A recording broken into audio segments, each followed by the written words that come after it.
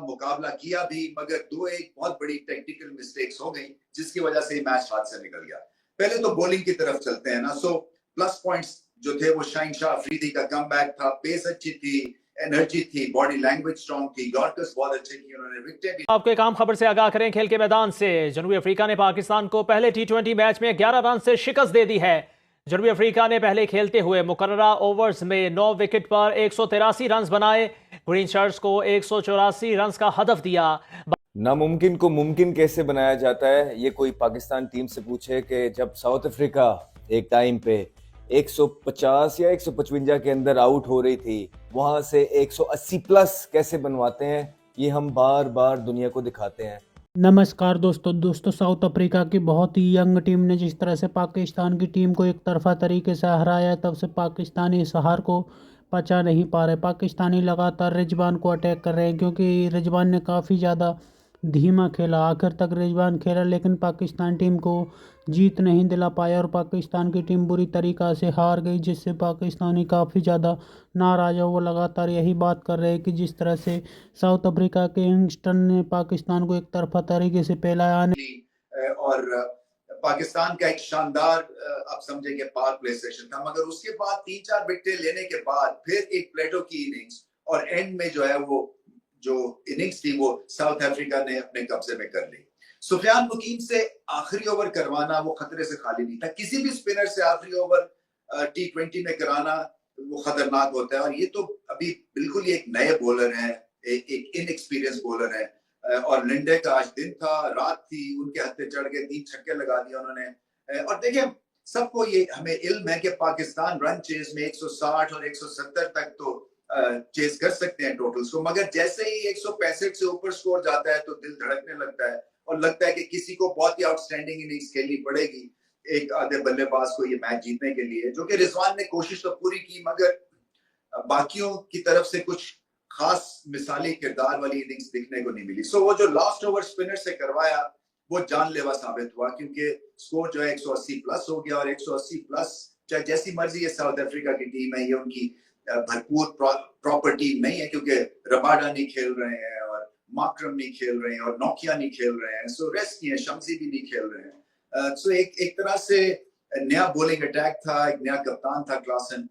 सो उसके बावजूद पाकिस्तान जो है ये मुकाबला ना जीत सके। फिर रन चेज में भी देखें मिस्टेक्स हुई हैं। बाबर का जल्दी आउट होना, देखिए रन चेज में उन्होंने ओपन किया रिजवान के साथ, ये बड़ी मजे हुई जोड़ी है और एक तरह से बहुत सक्सेसफुल जोड़ी है, मगर प्रेशर में दिख रहे हैं बाबर, क्योंकि ये हिट एंड मिस हो रहा है, क्योंकि बाहर बैठते हैं पता नहीं वो इनके लिए ठीक है या नहीं ठीक है, जब वापस आते हैं तो क्या ज्यादा प्रेशर महसूस करते हैं, इसका तो वही जवाब दे सकते हैं। मगर उनकी अर्ली एग्जिट से फिर प्रेशर पड़ा रिजवान पे, फिर आए साइम अयूब, उन्होंने प्रेशर रिलीज किया, मगर साइम अयूब के पास इतना पोटेंशियल है, उनको मैच विनर अपने आप को साबित करना। 31 रन करके आउट होने से मैच आप बनाएंगे नहीं, बल्कि मैच जो है वो और ज्यादा ऑपोजिशन के हवाले आप कर देंगे, क्योंकि सेट विकेट आउट हुई, बहुत ही अच्छी इनिंग्स खेल रहे थे, मगर वही जैसे बात है ना कि एक मिलियनियर की तरह बैटिंग करते हैं और ऐसे ऐसे इम्पॉसिबल एंगल्स खेलते हैं कि जिसमें बहुत रिस्क एट टाइम्स इन्वॉल्व होता है। सो जब आपने चौके भी मार लिए, जब आप कोई 150 पौने 200 के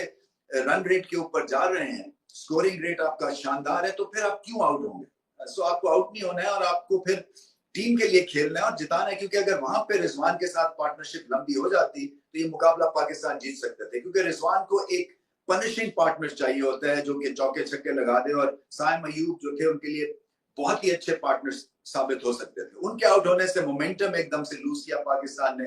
फिर रिजवान जो है वो गार्डेड हो गए, क्योंकि उन्होंने ये समझा कि अगर वो आउट हो गए तो बिल्कुल ही मुकाबला हाथ से निकल जाएगा, और किसी हद तक उनकी थिंकिंग ठीक थी, क्योंकि ये एक मिडिल ऑर्डर इनएक्सपीरियंस्ड है, क्योंकि ताहिर तैयब जो है उनके पास टैलेंट तो है मगर एक्सपीरियंस नहीं है। इसी तरह से उस्मान खान ने एक ऐसी शॉट खेली जैसे कहते हैं कि नाउ और नेवर वाली सिचुएशन बना के उन्होंने शॉट खेली, हालांकि उस वक्त बहुत ज्यादा क्रिकेट बाकी थी, सो उन्होंने भी जल्दी की, इरफान खान जल्दी आउट हुए। पे सुहागा ये कर दिया है कि आपके हवाले, आपको तो हमने पहले भी बोला था कि ठीक है मैच का रिजल्ट तो एक साइड पे है, आपने आखिरी ओवर सुफियान मुकीम को करा दिया। मतलब आपने साउथ अफ्रीका के अंदर स्पिनर का जो एक ओवर है जो आपका खेल रहा है यंगस्टर, उसको आखिरी ओवर बचा के रखा हुआ है, और आप इस तरह यंगस्टर्स को डेवलप करना चाहते हैं। भाई यार ऐसे कौन से यंगस्टर्स डेवलप होते हैं यार, you are throwing him under the bus yourself. मतलब अगर आप ये भी बात कर रहे हैं कि नहीं ऐसे ही सीखेगा, भाई नहीं करता है कोई भी ऐसे। आप तो यही तो हम आपसे बात करते हैं कि क्या आप लोग यंगस्टर्स बना सकेंगे? इस तरह की चीजें करके आप यंगस्टर्स नहीं बना सकते हैं। फिर उसके बाद आपने जो है पूरी की पूरी जो है ना एंड तक उनका 180 करवा दिया जहां पे आपको अटैक करना था। फिर आपने एक और आदत रिजवान की है कि वो हर बॉल पे पीछे से बॉलर्स को बता रहे हैं। आपने बॉलर्स को एम्पावर करना है यार। आप हर बॉल पे उनकी टी स्कूलिंग नहीं कर सकते हैं कि ये बॉल कर लें, ये बॉल कर लें। एक बॉल आपने पहले उसको बोला है इब्रार को करने को कि इसको बाहर से अंदर लेके आ, पश्तो में आपने बोला है, तो वो निकल के उसने घुमाई है क्योंकि इब्रार वगैरह उनको जज नहीं हो रहे, वो आउट हो गया। ठीक है, उसके बाद आपने इब्रार को उससे पहले भी बोला था कि इसको अंदर लेके आओ, उसने रख के जो है ना छिक्का मारा है। ठीक है, उसके बाद फिर से जो है ना एंड में सुफियान मुकीम को भी आपने बोला है इसको गुगली करो अंदर लेके एंड में, और उसको सीधा जो है ना छिक्का पड़ा है। तो आप जब हर बॉल पे स्कूलिंग करेंगे तो आप किस तरह एम्पावर कर रहे हैं? और आपने 180 स्कोर उस टीम से करवाया है कि जिसमें एक डेविड मिलर ने स्कोर किया है अभी।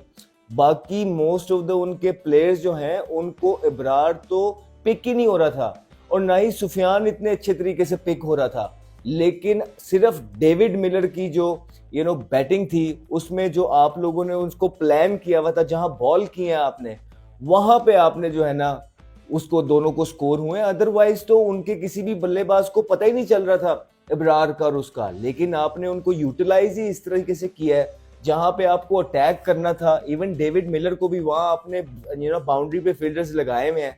जब आपके पास मौका था, शाहीन जबरदस्त बॉलिंग कर रहा था, आज शाहीन अच्छे रिदम के अंदर नजर आया है, उसने आपको अच्छी बॉलिंग करके दे रहा है, तो आप उसको मिड विकेट भी पीछे लेके गए हैं। आप उसको मिड विकेट ऊपर लाएं, मिड ऑन मिड ऑफ ऊपर लाएं, अटैक करें। 10वां 11वां खिलाड़ी खेल रहा है। आप पे कमेंटेटर्स भी यही बातें कर रहे हैं कि आपको जहां अटैक करना था वहां आप अटैक कर नहीं रहे थे, इसी वजह से स्कोर जो है 183 हो गया है। और फिर 183 में जब आपकी बैटिंग आई है, उसके बाद बैटिंग में आपकी कोई इंटेंट नजर ही नहीं आया। अर्ली ऑन कोई भी इंटेंट नहीं था, ऐसे 6 ओवर गुजर गए, आपने सारा प्रेशर जो है वो दूसरे बच्चों पे डाला हुआ है। पहले बाबर आजम 0 पे आउट हुए हैं, उनसे तो वैसी परफॉर्मेंस नहीं हो रही है, और उनको फिर आप ओपनर खिलाते हैं। ठीक है, आपकी मर्जी है, फिर आप वो आउट हो रहे हैं। उसके बाद साइम अयूब आया है तो उसने दिखाया कि यार ये नॉर्मल सी तो बॉलिंग है। देखें, उसने थोड़ा बहुत इंटेंट दिखाया है, कुछ अच्छे शॉट दिखाए हैं। 15 बॉलों पे 31 उन्होंने स्कोर किया है, आप तब भी नहीं मार रहे थे। और इन द एंड इवेंचुअली क्या हुआ, पावर प्ले खत्म हो गया। जब आप दूसरे प्लेयर का साथ ही नहीं देंगे, 180 आपने चेस करना है ऊपर से, तो वो हर बॉल पे मारते ही रहेंगे। तो इवेंचुअली साइम भी इस तरह आउट हो गया मारने के चक्करों में। फिर उस्मान खान आया, तब भी जो है रन रेट आप ऊपर लेके चले गए हुए थे, और आते साथ उसके पास उसने भी मारना स्टार्ट की, सेट नहीं था, आउट हो गया आप अपने इंटेंट से। उसके बाद बीच में आपने जाके कहीं मारना स्टार्ट किया है, जब कोई 10 से 11 12 ओवर हुए हैं, फिर आपसे लग नहीं रही थी। आपसे इन बॉलर्स को नहीं लग रही थी कि देखें ना इस टीम के अंदर नॉर्चे है जो 150 में बॉलिंग करता है, ना रबाडा है। ठीक है, केशव महाराज उनका एस स्पिनर है जिसका पूरी दुनिया के अंदर कॉन्ट्रैक्ट होता है और हाईएस्ट कैटेगरी में होता है, वो आपके खिलाफ नहीं खेलते, रेस्ट कर रहे हैं। माकरम नहीं है। ठीक है, तो ये बॉलर ना कोई डेल स्टेन ना मोने मोकल, ये उनकी बिल्कुल नए जैनसन अभी जिसकी जबरदस्त परफॉर्मेंस थी हिंदुस्तान के खिलाफ, तो वो भी नहीं खेल रहे आपके खिलाफ। इस बॉलिंग के खिलाफ भी आपसे हिट नहीं लग रही है, और आपने पूरी टीम पे प्रेशर डलवा दिया। आप इस तरह की इनिंग खेले हैं। अगर आपने इवेंचुअली फिर आप जिस टाइम पे जाके शॉट्स मार रहे हैं उस टाइम की जरूरत है ही नहीं, उस टाइम पे तो मैच खत्म हो गया हुआ है। वो तो सिर्फ आप अपनी बॉल और स्टैट अच्छे कर रहे हैं, बाकी टीम को तो आपने ऊपर से ही जो है ना बिल्कुल प्रेशर में डाल दिया।